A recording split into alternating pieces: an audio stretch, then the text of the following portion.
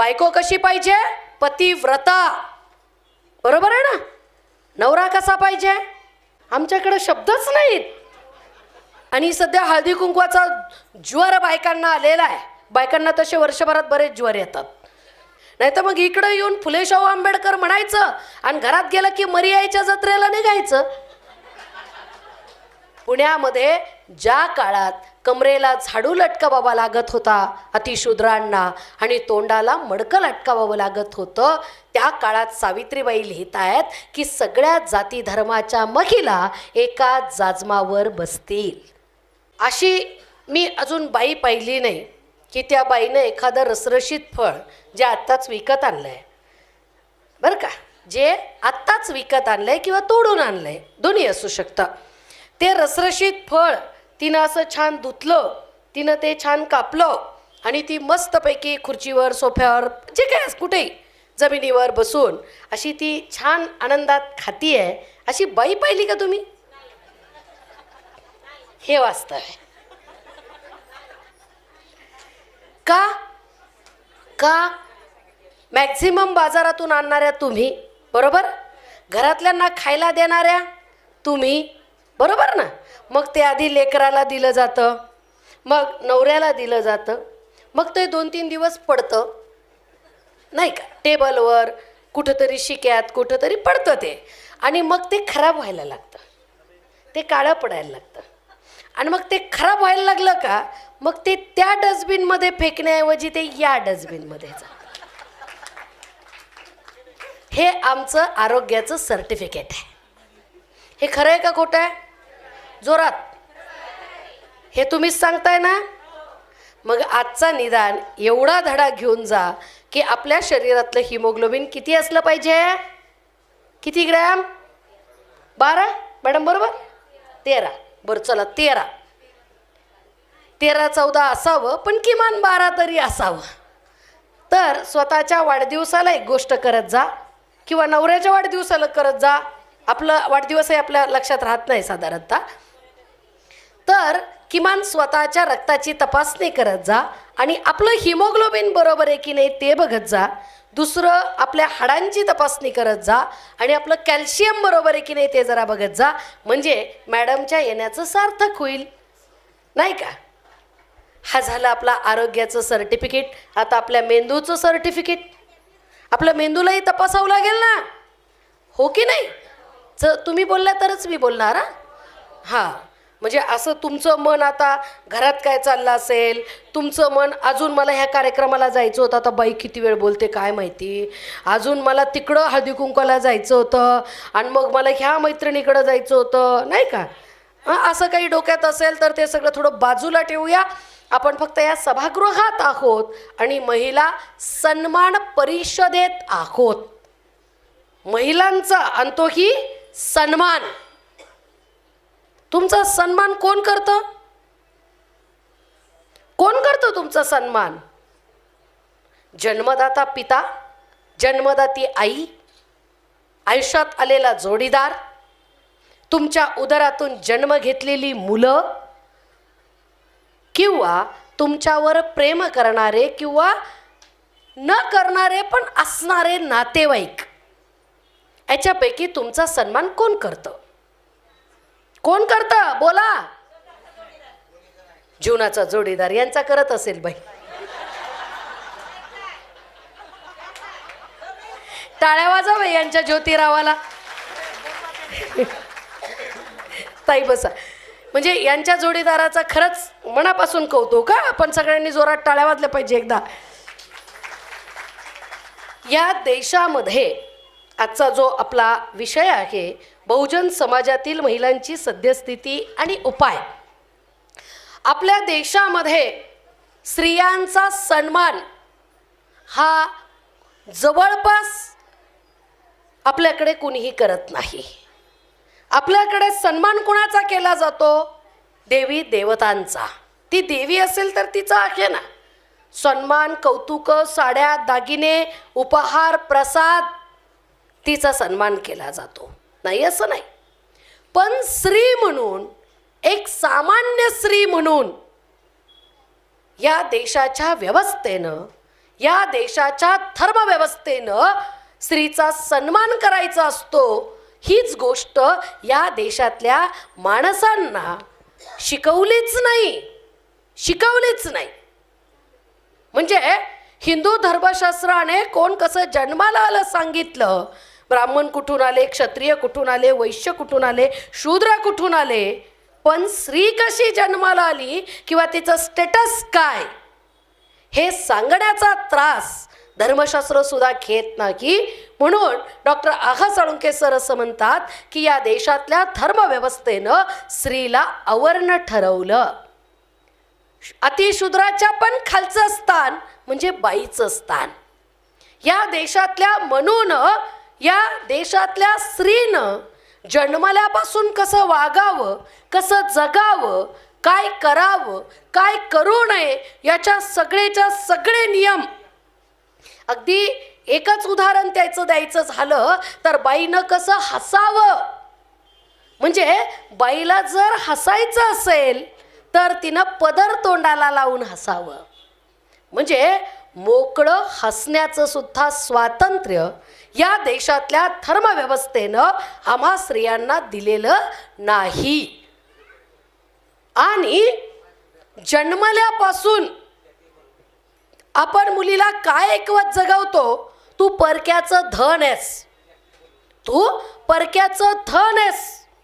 म्हणजे ज्या मायबापांच्या उदरी आपला जन्म होतो ते आपल्याला सांगत राहतात की तू परक्याचं धन आहेस. ते घर आपलं नसतं. लग्न झाल्यानंतर स्त्री सासरी जाते त्यावेळेस थोड्या छोट्या मोठ्या कारणावरनं तू निघ, तुला हकलून देऊ, अशी भाषा सुरू होते. म्हणजे ते घर पूर्णतः आपलं आहे असं तिला कधी वाटत नाही.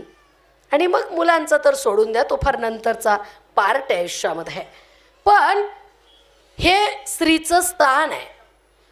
ज्या वेळेस या देशातल्या धर्मव्यवस्थेनं स्त्रीला शिक्षणाचा, माणूसपणे जगण्याचा, सुखांचे उपभोग घेण्याचा अधिकार नाकारला, त्यावेळेस या देशामध्ये सगळ्यात पहिल्यांदा स्त्रीला समानतेनं बघितलं ते या देशातल्या एका महामानवानं, आणि ते म्हणजे बुद्धानं.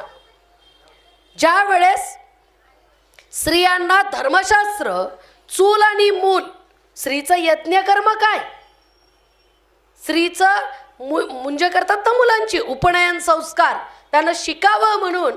तर स्त्रियांचे उपनयन संस्कार काय, तर तिला स्वयंपाक शिकवणे, तिनं गृहस्थाश्रम नीट चालवणे, हाच तिचं शिक्षणाचा भाग आहे. आणि म्हणून मुलींना आपण याच पद्धतीचं, या चौकटीतलं प्रशिक्षण देतो. आणि धर्मव्यवस्थेच्या बाबतीत सांगायचं झालं तर धार्मिकदृष्ट्या आपल्या देशातलेच काय, जगातले सगळे धर्म पुरुषांनी लिहिले, त्याचे नियमही पुरुषांनी लिहिले. आणि म्हणून स्त्री ही त्यांच्या बाई अत्यंत दुय्यम पातळीवरती, अत्यंत खालच्या पातळीवरती गेली. बुद्ध हा जगातला पहिला महामानव आहे की ज्याने धार्मिकदृष्ट्या स्त्रियांना समान लेखलं.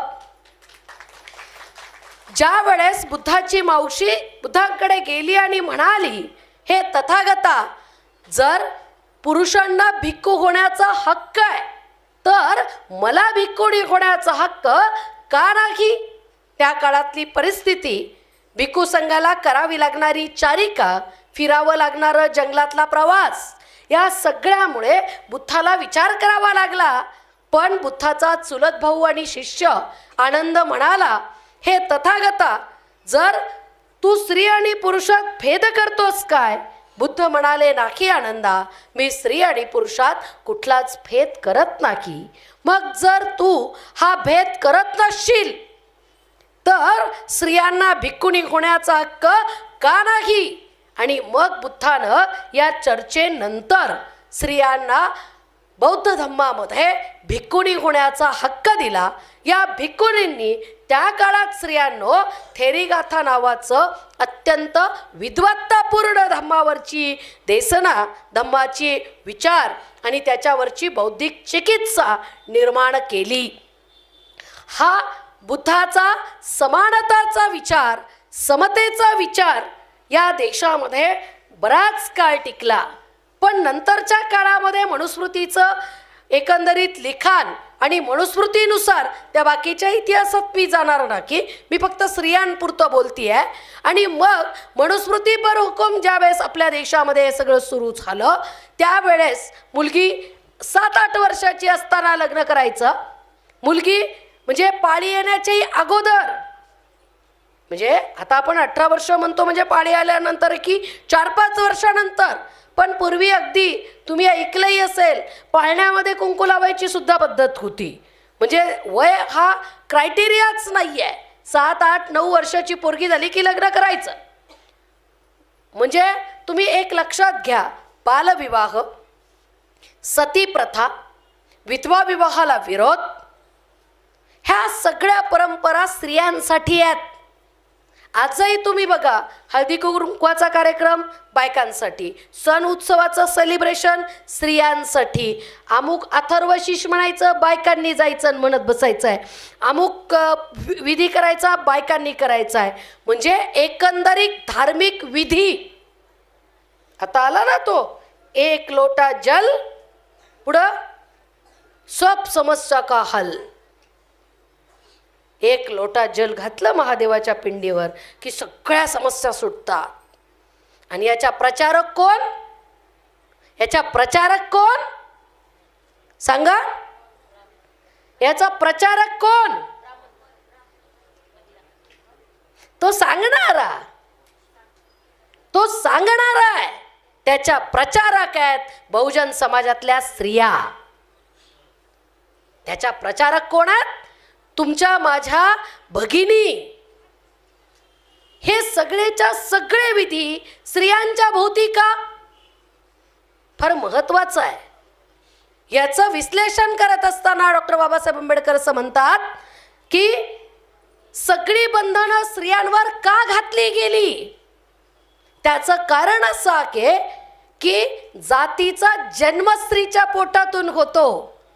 त्या स्त्रीनं आपल्या जातीच्याच पुरुषासोबत लग्न करावं आणि त्याच जातीची मुलं जन्माला आणावीत. हे वॉटरटाईट कंपार्टमेंट टिकलं पाहिजे आणि म्हणून हे सगळे बंधनं स्त्रियांवर घालण्यात आले. म्हणजे स्त्रियांना बालविवाह तिचा चॉईस तयार होण्या अगोदर, चॉईस कधी तयार होतो? शिक्षणातून, समजायला लागल्यावर, 4 समाजात आपण वागायला लागल्यावर आपल्याला कळतं आपल्याला अनुरूप जोडीदार कोणता असेल. बरोबर आहे की नाही? हे आपल्याला कळतं. पण 8व्या-9व्या वर्षी स्वतःचा जोडीदार निवडण्याची क्षमता मुलीमध्ये असते काय? नसते. ती मुलातही नसते. ती मुलातही नसते त्या वयाच्या. म्हणजे या देशाच्या व्यवस्थेनं तुमचा माझा लग्नाविषयीचा चॉईस काढून घेतला. दुसरं सतीप्रथा. सतीप्रथा म्हणजे काय? जर काही कारणानिमित्ताने नवरा मरण पावला तर त्याच्या चितेवरती जिवंत जळायचं. कायद्यानं आपल्याकडं ती पद्धत राजा मोहन राय यांनी बंद केली. मग नंतर इंग्रज सरकारचा कायदा आला. पण सतीप्रथा म्हणजे काय? तर नवऱ्याच्या सरणावरती बाईनं जिवंत जळणं. भारतीय संस्कृतीचा एक भाग. भारतीय संस्कृतीचा एक भाग. सती देवी, सतींची मंदिर आहेत का? तर नवऱ्यानंतर आजही बघा तुम्ही आजूबाजूच्या बायकांमध्ये एखादी स्त्री सौभाग्यवती आहे, तिचा नवरा मेला तर म्हणजे अकाली मेल्यावर वाईट म्हणतात. पण जर समजा वय झाल्यावर नंतर बाई जिवंत आहे, नवरा मेला तर काय म्हणतात? काय म्हणतात सांगा तुम्ही मला? कोणतं मरण आलं? आहेव मरण आलं म्हणतात. म्हणतात की नाही? सौभाग्यवती असताना म्हणजे खूप चांगलं, सॉरी, नवरा जिवंत आहे बाई मेली तर त्या मरणाला कौतुकानं बघितलं जातं. म्हणजे सौभाग्यवती मरण याच्यासाठी बायका म्हणजे मागणी करतात. म्हणजे या देशामध्ये सती प्रथा ही बंगालमध्ये सुरू झाली, त्याचं कारण असं होतं की त्या ठिकाणचा कायदा विधवा स्त्रियांना नवऱ्याच्या प्रॉपर्टीमध्ये शेअर देत होते. हा शेअर नाकारला जावा. जो नवऱ्याच्या मरणानंतर तिला प्रॉपर्टीतला शेअर मिळतोय, भाग मिळतोय, तो नाकारला जावा एक. आणि दुसरं म्हणजे त्या विधवेनं स्वतःच्या शारीरिक सुखांसाठी कुठंही इतर जातीच्या, इतर समूहाच्या कुठल्या पुरुषाची निवड करू नये, जेणेकरून हे जाती व्यवस्थेचं वॉटरटाईट कंपार्टमेंट तुटतं. म्हणून सतीची प्रथा अस्तित्वात आली. या सती प्रथेला कायद्याच्या अगोदर विरोध करणारे कोण होतं? राष्ट्रमाता जिजाऊ. शहाजी राजांच्या मरणानंतर जिजाऊ सती गेल्या नाहीत. जिजाऊंची जयंती आपण फक्त शिवाजी महाराजांची आई असं म्हणून करत नाही आहोत बायकांनो. याच्या पाठीमागं वेगळी कारणं आहेत. ती एक व्यक्ती म्हणून, एक स्त्री म्हणून, आणि स्वतःच्या मुलाला घडवणारी स्त्री. आणि घडवणारी म्हणजे कसं? गुलामीच्या व्यवस्थेत गुलाम करायला लावणारी नाही. हे फार महत्त्वाचं आहे. तिनं स्वतःच्या मुलावर केलेला संस्कार हा गुलामीचा नाही आहे. जिजाऊंचे वडील सरदार आहेत, नवरा सरदार आहे, सासरा सरदार आहे, दीर भाऊ नातेवाईकांमधले सरदार आहेत. पण स्वतःच्या मुलाला सरदार कोणाचं स्वप्न जिजाऊ पाहत नाही. जिजाऊ काय स्वप्न पाहते? किती दिवस आपलं रक्त आपल्या तलवारीवर घेऊन या शाख्यांची गुलामी करायची आहे आणि आपल्या सुंदर बायका रस्त्यानं चालताना साधे इज्जतीचं रक्षण करू शकत नाही. ही व्यवस्था किती दिवस चालायची? या देशातली मनुस्मृती सांगते शूद्राला राजा होण्याचा हक्क नाही. आणि पुन्हा सांगतात की परशुरामानं पृथ्वी निक्षत्रिय केली, त्याच्यामुळे आज क्षत्रिय शिल्लक नाही. या व्यवस्थेला नाकारत, या मनुस्मृतीच्या व्यवस्थेला नाकारत जिजाऊंनी आपल्या पोराला सरदार नाही छत्रपती घडवलं. हे फार महत्त्वाचं आहे. हे फार महत्त्वाचं आहे. म्हणजे प्रस्थापित व्यवस्थेची गुलामगिरी करणारा सरदार किंवा प्रस्थापित व्यवस्थेला पालन करणारा एक गुलाम मुलगा तिनं जन्माला किंवा घडवला ना की, तर स्वतंत्र विचार करणारा, स्वतंत्र राज्याचा सार्वभौम राजा त्या काळामध्ये सरदारांना की म्हटलं जात होतं. लखोजी राजे जाधव, शहाजी राजे भोसले, मालोजी राजे भोसले, निंबाळकर राजे, मोहिते राजे, असे राजे खूप होते. पण या सगळ्यांचा एकच राजा, सार्वभौम राजा, छत्रपती हा जिजाऊने घडवलेला आहे. जिजाऊंचं हे वेगळेपण आहे आणि म्हणून जिजाऊंची जयंती आपण करत आहोत. सती प्रथेला विरोध करण्याचं काम राष्ट्रमाता जिजाऊंनी केलं. त्याचबरोबर सती प्रथेला विरोध करण्याचं काम मल्हारराव होळकरांनीही केलं. म्हणजे मी नेहमी म्हणते, नवरा कसा असावा? शहाजीराजे भोसलेंसारखा असावा, महात्मा फुल्यांसारखा असावा आणि संभाजीराजांसारखा असावा. आणि सासरा कसा असावा? तर मल्हारराव होळकरांसारखा असावा. आपला मुलगा तोफेचा गोळा लागून रणांगणावरती म्हणजे मरण पावला, खंडोजी होळकर. त्यावेळेस आपली सून सती जायला निघाली. मल्हारराव होळकर तिच्या पायाजवळ बसून मुलासारखे रडले आणि काय सांगितलं? अहिल्ये, आज तुझ्या रूपानं खंडू मला जिवंत आहे. त्याच्यामुळे तू सती जायचं नाहीस. तू सती जायचं नाहीस.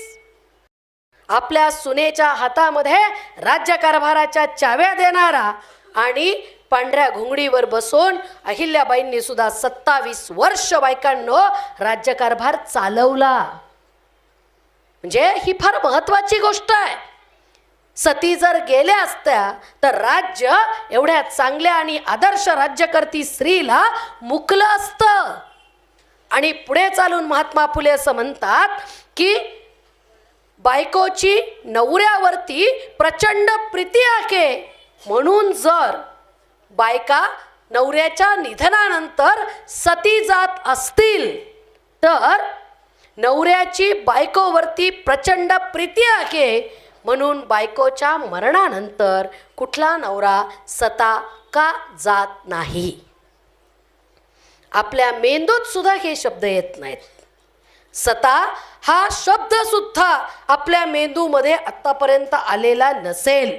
जसं बायको कशी पाहिजे, पतिव्रता, बरोबर आहे ना. नवरा कसा पाहिजे, आमच्याकडे शब्दच नाहीत. आमच्याकडे शब्द आहे कारण या व्यवस्थेनं या पुरुषाला माणूस म्हणून मानलं, तुम्हाला मला मात्र एका वस्तूसारखं मानलं. त्याच्यामुळे आपल्याकडे काही गोष्टींसाठी शब्द बनवण्याची गरज सुद्धा या व्यवस्थेला पडली नाही बायकांनो. आणि म्हणून एक आपण गोष्ट लक्षात घेतली बाकीचे, की ह्या ज्या प्रथा परंपरा स्त्रियांवरची बंधनं, पतिव्रतेची म्हणजे बाई बघितली की आम्हाला कळतं ती मॅरिड आहे की अनमॅरिड आहे की विधवा आहे की कोण आहे की कोण, म्हणजे तिचं मॅरिटल स्टेटस आम्हाला ती बघताच कळतं. पुरुषाचं कळतं का बायकांनो, पुरुषाचं कळतं का, हां नाही कळत. म्हणजे आम्हाला बाई दिसली की समजलाच पाहिजे की ती लग्न झालेली, ती कुमारिका आहे, ती विधवा आहे, काय ती कशी आहे. पण पुरुषांच्या बाबतीमध्ये आम्हाला ती गरज वाटत नाही. दुसरं आणि महत्त्वाचं म्हणजे, आता मला एका पुरुषानं परवा प्रश्न विचारला की ताई हे हळदी कुंकाला कुणाला बोलवतात आणि का बोलवतात म्हणे. आता प्रश्न बरोबर आहे ना, की संक्रांतीच्या पिरियडमध्ये आपण कार्यक्रम घेतोय आणि सध्या हळदी कुंकवाचा ज्वर बायकांना आलेला आहे. बायकांना तसे वर्षभरात बरेच ज्वर येतात, तर वन ऑफ दॅम. तर हा ज्वर बायकांना आलेला आहे, तर हळदी कुंकू कुणाला द्यायचं असतं, कुणाला द्यायचं असतं सांगा पटकन जोरात तुम्ही. सुहासिनी म्हणजे कोण, जिचा नवरा जिवंत आहे ती. एम आय राईट, बरोबर आहे का. हां, म्हणजे जिचा नवरा जिवंत आहे त्या सौभाग्यवतीलाच हळदी कुंकवाचा मान असतो, बरोबर. विधवांना असतो का, असतो का नाही. जरा खरं बोलत जा. आपण सभागृहात आल्यावर वेगळं बोलायचं आणि बाहेर वेगळं बोलायचं असं अजिबात करायचं नाही. डुप्लिकेट जगणं जगायचंच नाही, जे आत ते बाहेर, बरोबर आहे ना. नाही तर मग इकडं येऊन फुले शाहू आंबेडकर म्हणायचं आणि घरात गेलं की मरियाईच्या जत्रेला निघायचं नाही का. इकडं येऊन बिलकुल सावित्री, मुक्ता साळवे, जिजाऊ, अहिल्याबाई होळकर म्हणायचं आणि घरी गेलं की चालल्या अथर्वशीष म्हणायला सत्संगाला नाही का. आता तुम्ही किती 2-4 बायका नाही हात कराल हो, मागच्या बायका तर बोलत सुद्धा नाहीत बिचाऱ्या. म्हणजे खरं बोलायचं की आपण हळदी कुंकवाच्या कार्यक्रमांना कुठल्याही विधवेला बोलवत नाही. आपण शुभ कार्य विधवेच्या हाताने करत नाही. आपल्याकडे लग्न असेल, आपल्याकडे गृहप्रवेश असेल, आपल्याकडे बाळाचं बारसं असेल, अशा कुठल्याही शुभ कार्याला बायकांनो आपण विधवांना बोलवत नाही. का का नाही बोलवत. तिनं नवऱ्याचा खून केलाय, तिनं नवऱ्याला मारलंय, असं असेल तर एखाद वेळेस ठीक आहे, एक बाई आहे तिनं नवऱ्याचा खून केला, नको ती आपल्याला, इट्स ओके. पण कुठल्या तरी अपघातानं, कुठल्या तरी कारणानं, आजारानं, काही असेल, तिचा नवरा मेला, तिचा दोष काय, तिचा दोष काय बायकांनो, काहीच नाही. मग तिला आर्थिक परिस्थितीचा सामना करावा लागतो की नाही. मानसिक दृष्ट्या ती खचते हो की नाही. जरा बोला, मागच्या झोपल्या काय, नाही नाही, पण जरा तुम्ही वेगळंच बोलताय. आम्ही झोपलो नाही म्हणाव, पण तुमचा विषय जरा वेगळा चाललाय. मुळात तिनं, त्या विधवेनं मानसिक आर्थिक दृष्ट्या ती प्रचंड खचलेली बाई आहे आणि त्याच्यात भर म्हणून आपली समाजव्यवस्था तिला चांगलं खायला नाकारते, तिला चांगले कपडे घ्यायला नाकारते, तिला शुभ कार्यात तिचं तोंड पाहायला नाकारते, कुठल्या शुभ कार्यात आपण तिला बोलवत ना की हा तिच्यावर अन्याय आहे की नाही. किती जणींना वाटतं? हां, गुड. ॲटलिस्ट आजचा दिवस तरी. बायकांनो, ठीक आहे, मी 2-4 जणीच्या भावना समजू शकते. आपण 2-4 तशा आहोत म्हणून सगळ्या तशा आहेत असा भाग नाही आहे. आपण ब्लेम करत नाही आहे. एक गोष्ट समजून घ्या, मी तुमच्या विरोधात बोलत नाही आहे. मी या समाज व्यवस्थेच्या गुलामीच्या मानसिकतेविषयी बोलती आहे. तुम्ही पर्टिक्युलर स्वतः काय विचार करता हे बोलत नाही आहे मी. लक्षात आलं का तुमच्या? मी हे बोलत नाही आहे. मी या देशाच्या समाज व्यवस्थेनं तुम्हाला मला काय विचार करायला भाग पाडलं याविषयी बोलती आहे. त्याच्यात 2-4 जणी कदाचित पुढारलेल्या विचारांच्या असतीलही, स्वागत आहे. पण तो अपवाद आहे आणि अपवाद कधी सिद्धांत नसतो. म्हणून एकतर्फी घेऊ नका माझं बोलणं, वैयक्तिक घेऊ नका माझं बोलणं. मी जनरल बोलती आहे, समाजाविषयी बोलती आहे. जनरल समाजामध्ये आपण या विधवांना नाकारतो, आपण यांना हळदी कुंकवांना बोलवत ना की. कारण तिचं सौभाग्यवती असणं म्हणजे नवरा जिवंत असणं हेच हळदी कुंकवाचं क्वालिफिकेशन आहे. दुसरं काय क्वालिफिकेशन आहे हळदी कुंकवाचं? म्हणजे नवरा जिवंत असलेल्या बाईनं काही पराक्रम केलाय असं नाही आहे, तिनं काही वेगळं काम केलंय असं अजिबात नाही आहे. फक्त तिचा नवरा जिवंत आहे एवढंच तिचं क्वालिफिकेशन आहे. आणि ह्या बाईचं सुद्धा तिच्या हातात नसताना तिनं नवरा गमावलाय एवढंच तिचं दुर्दैव आहे. बरोबर आहे ना? पण त्या एका गोष्टीसाठी आम्ही संबंध, एक स्त्री, एक माणूस, तिचं माणूस पण नाकारतो.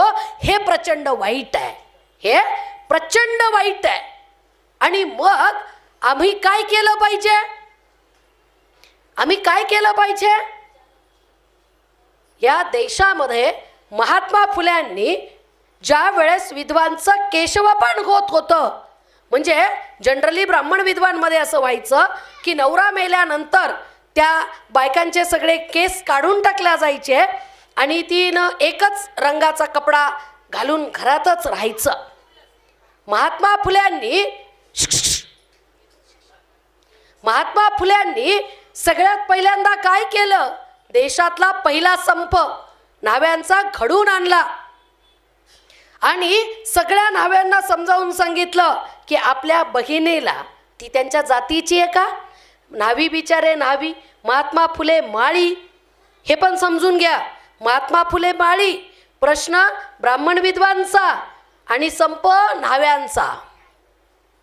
हे गणित फार समजून घेतलं पाहिजे. तर महात्मा फुल्यांनी सगळ्या न्हाव्यांना आणि सावित्रीबाईंनी जमा केलं, त्यांना समजावून सांगितलं काय? आपली बहीण का बोडकी करता?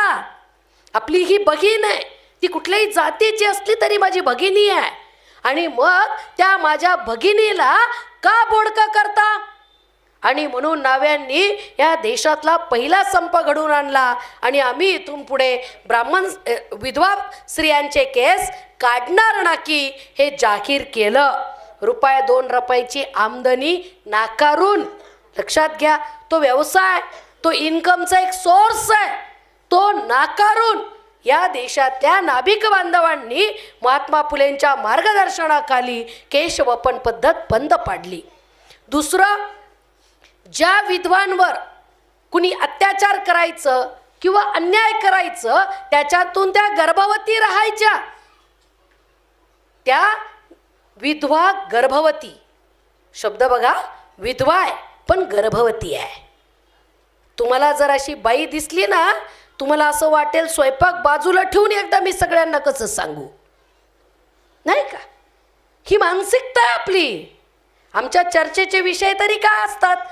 कोणी कोणती साडी घेतली, कोणत्या सून कशी वागते, कोणाच्या घरात काय चाललंय, कोणाची पोरगी पळून गेली, कोणाचं काय वाईट झालंय, आणि ही चर्चा करायची तुम्हाला कोणी शिकवली? मीडिया ना, नाही का? आजकालचा मीडिया नळावरच्या बायकांची भांडणं बरी अशी यांची भांडणं आहेत.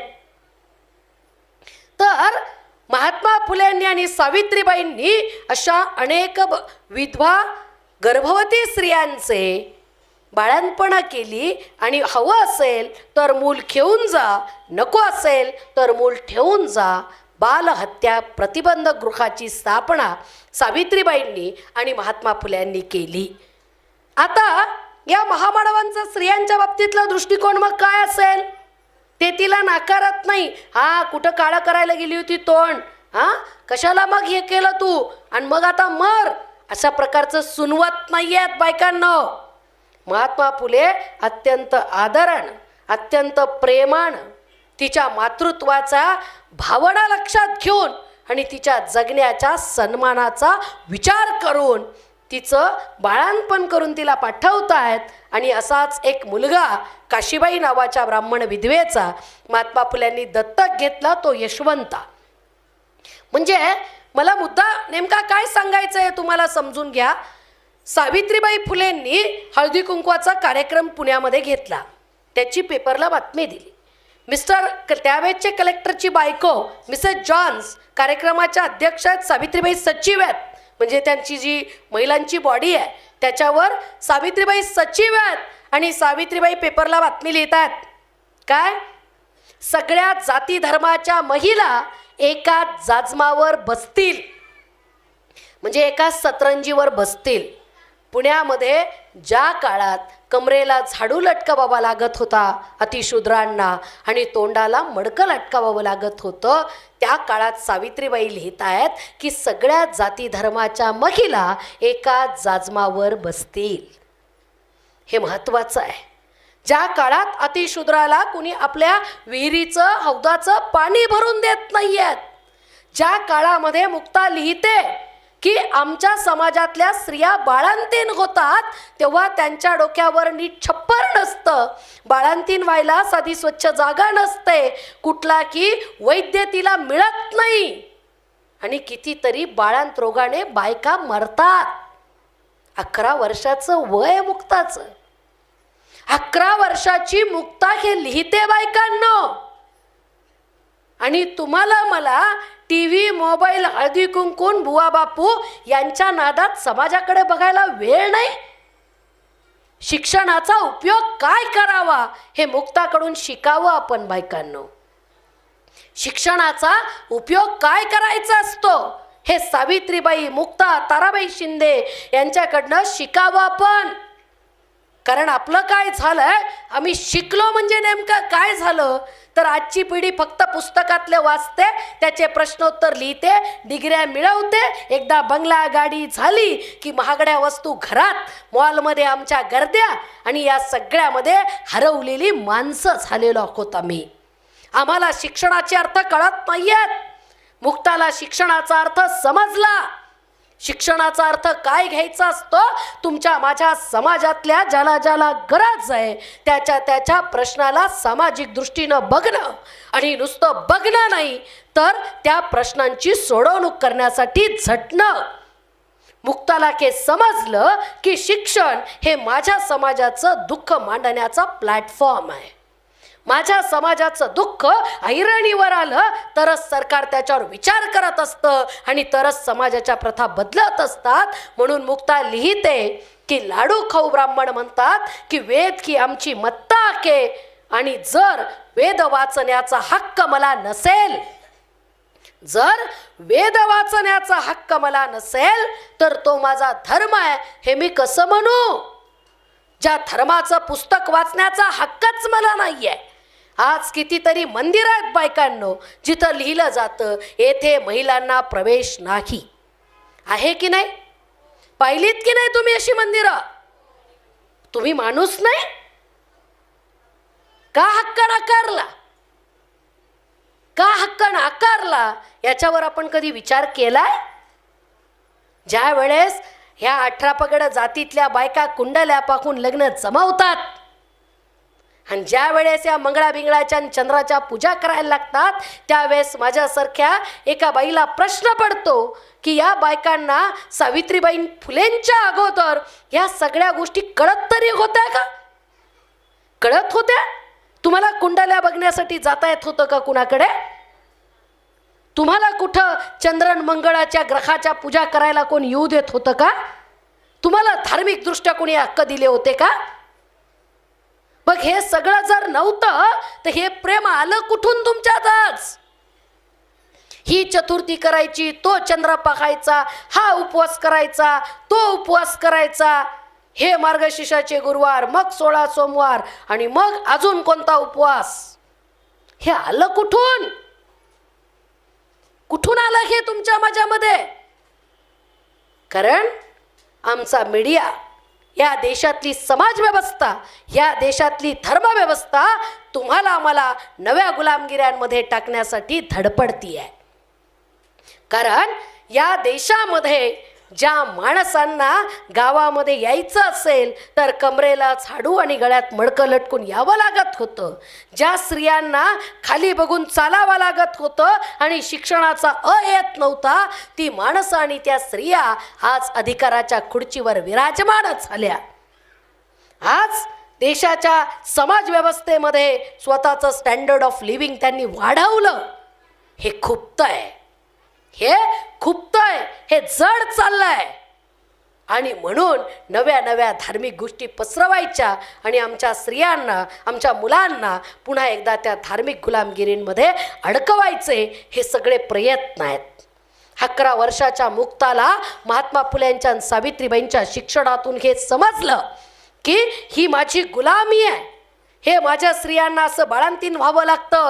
माझ्या समाजाची माणसं शनिवार वाडा बांधताना खाली गाठली जात आहेत, हे मुक्ताला कळलं. आणि ही गुलामी जर सोडायची असेल तर मुक्ता सांगते की ही अंगलाई आली आहे. अंगलाई म्हणजे इंग्रजांचं राज्य. या राज्यामध्ये महात्मा फुलेंसारखा बंधू आणि सावित्रीबाईंसारखी माता आम्हाला शिकवतीये. माझ्या समाजानं शिकावं, माझ्या समाजानं शिकावं. या बंधूचं ऐकून, म्हणजे महात्मा फुल्यांचं आणि सावित्रीबाईंचं ऐकून माझ्या समाजानं शिकावं आणि स्वतःची प्रगती करावी, स्वतःचा धर्म शोधावा, स्वतःचे धर्मग्रंथ निर्माण करावेत. ही मुक्ताची तुमच्या माझ्याकडूनची अपेक्षा आहे बायकांनो, अपेक्षा आहे तिची. ही ताराबाई शिंदेंनी स्त्री पुरुष तुलना नावाचं पुस्तक लिहिलं. ताराबाई शिंदे या सत्यशोधक समाजाच्या कार्यकर्त्या आहेत. विदर्भातली ही कन्या महात्मा फुलेंच्या आणि सावित्रीबाईंच्या विचारानं स्त्री पुरुष तुलना नावाचं पुस्तक 1882ला लिहिते. कधी? 1882ला. जगातलं स्त्रीवादाचं पहिलं डॉक्युमेंट आहे. हे जगानं मान्य केलं, पण भारतातले लोक हे मान्य करत नाहीत. जगानं मान्य केलं. जी जगाची मेनस्ट्रीम फेमिनिझम आहे त्याच्यातल्या विचारवंतांनी हे मान्य केलं की ही ताराबाई शिंदे भारतातली एका खेड्यातली बाई हे एवढंसं पुस्तक लिहिते. हे स्त्रीवादाचं जगातलं पहिलं डॉक्युमेंट आहे. हे जगानं मान्य केलं. त्या पुस्तकामध्ये स्त्री पुरुष तुलना करत असताना ताराबाई अनेक विषय हाताळतात. पुरुषाला कसं म्हातारा झाल्यावर सुद्धा मुलगी बघायला जाण्याचा हक्क आहे, बाईला तो कसा नाही, पुरुष कसा वागतो, बाई कशी वागते, तुम्ही वाचत आहे. आणि मग त्याच्यामध्ये एक अपेक्षा ताराबाई निर्माण करतात, ती मला आवर्जून सांगायची आहे. ताराबाई काय म्हणतात की भगिनी भाव निर्माण करा. जसा बंधुभाव आहे, बंधुभाव म्हणजे काय? अनेक पुरुषांमधलं भावाभावांसारखं प्रेम, एकमेकाप्रती आदर, एकमेकाप्रती सन्मान आणि सगळ्यात महत्त्वाचं म्हणजे एकमेकाप्रती जबाबदारीची भावना. एखाद्याला संकटामध्ये पडला असेल तर दुसरा लगेच काय करतो? त्या ठिकाणी धावून जातो, म्हणजे बंधुभावाचं प्रदर्शन करतो. स्त्रियांच्यामध्ये असा भगिनी भाव आहे का? किंवा भगिनी भाव हा शब्द तुम्ही ऐकलाय का? ऐकलाय का? खरं सांगा. मी तुम्हाला पहिलंच सांगितलं, तुम्ही बोलणार तरच मी बोलणार. तर आपल्यामध्ये भगिनी भाव हा शब्दच नाही आहे. आपल्यामध्ये सौती मत्सर, स्त्रियांच्या बाबतीतले शब्द, सौती मत्सर, सासू सुनातले भांडणं, जावाजावातले भांडणं, बायकांचे भांडणं. आणि बायकांच्या भांडणात पुरुषांनी पडत असतात का? ते बायकांचं आहे, हे बायकांचं आहे. म्हणजे ते हलकं आहे. इन द सेन्स काय? त्याचा अर्थ काय निघतो? ते हलकं आहे, ते कमी प्रतीचं आहे. ते बायकांचे भांडणे सोडून द्या तिकडं. ते बाईला साडी घ्यायची होती, जाऊ देत, तिला 4 तास दुकानात थांबते ती आता. म्हणजे ईच अँड एव्हरी टाईम, प्रत्येक वेळेस तुमचं म्हणजे कमी दर्जाचं. काय? तुमचं म्हणजे कमी दर्जाचं. आणि आम्ही बायका सुद्धा एकमेकीच्या काय चर्चा करतो? आमच्या साड्या हा आमचा चर्चेचा पहिला विषय. दुसरा, आजकाल मेकअपचं लई येड आलेलं आहे, अतिच येड आलं. आणि तिसरा विषय म्हणजे कोण कसं वागतं, कोण किती धार्मिक बाबतीत पुढं आहे. ही इतके उपवास करते, नाही नाही मी तिच्यापेक्षा एक जादा करते, मी एवढा धर्म करते, मी तेवढं तिथं जाते. हे आमचे कौतुकाचे विषय आहेत. आणि मग कोणाचा नवरा कसा वागतो हे एक सबऑर्डिनेट विषय असतो. मला सांगा बायकांनो, किती दिवस या विषयात अडकून पडायचं आहे आम्हाला? किती दिवस? या संक्रांतीच्या वाणाला काय देता तुम्ही? एक चमचा, एक वाटी, एक ग्लास. सेट पण देत नाहीत. सेट दिला तर जरा काम तरी येतो. एक चमचा, एक वाटी, एक प्लेट, एक फुलपात्र, नाही का? काय तर हळदी कुंकवाचे करंडे. काय फालतूपणा आहे. म्हणजे किती दिवस भांडे भांडे खेळता? राष्ट्रमाता जिजाऊ निवर्तल्या. शिवाजी महाराजांचा राज्याभिषेक आपल्या डोळ्यानं बघून राष्ट्रमाता जिजाऊंनी या जगाचा निरोप घेतला. त्यावेळेस राष्ट्रमाता जिजाऊंच्या खात्यामध्ये 25 लाख रुपये शिल्लक होते. किती? 25 लाख रुपये जिजाऊंच्या खात्यामध्ये शिल्लक होते.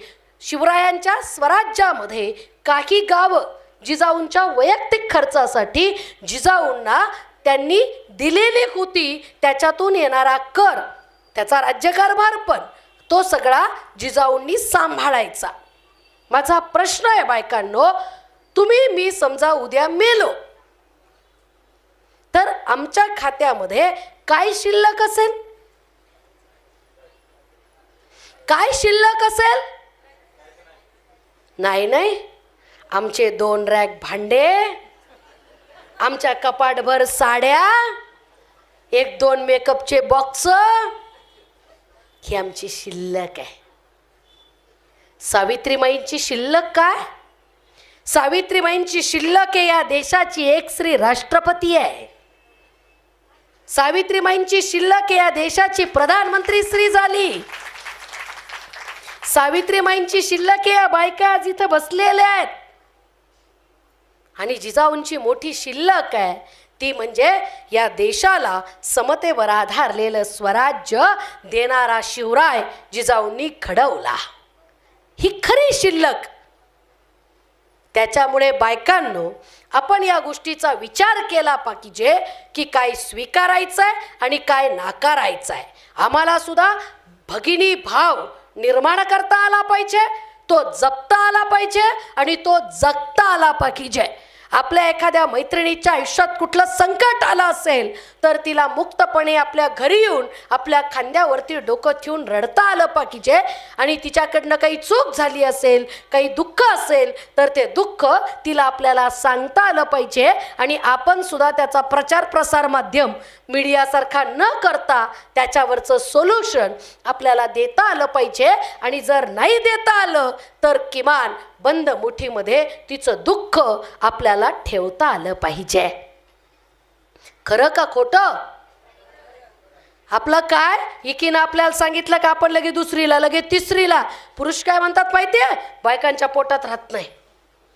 तुम्ही बघा, नवरे सुद्धा आपल्याला काही गोष्टी सांगत नाहीत कारण त्या लायकीचे ते आपल्याला समजत नाहीत. ही वास्तविकता आहे. त्या लायकीचे ते आपल्याला समजत नाही.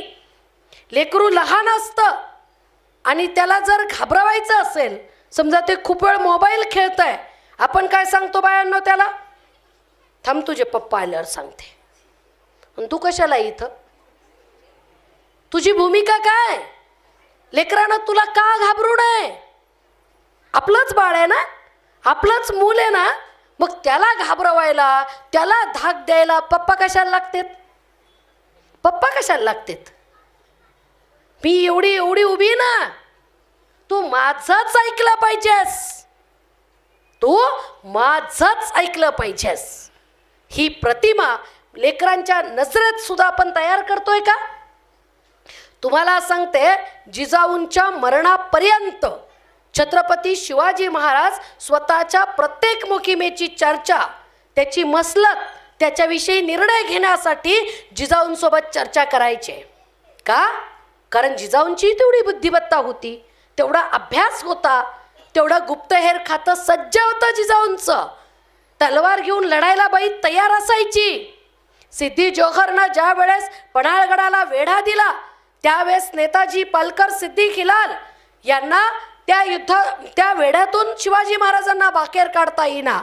तेव्हा नेताजीला जिजाऊ म्हणाल्या, तुम्हाला जर माझ्या बाळाला त्या ठिकाणाहून सोडून आणता येत नसेल नेताजी, तर मी जातीनं जाते आणि माझ्या बाळाला त्या वेढ्यातून मी सोडून आणते. ही धमक आणि ताकद त्या आईत आहे.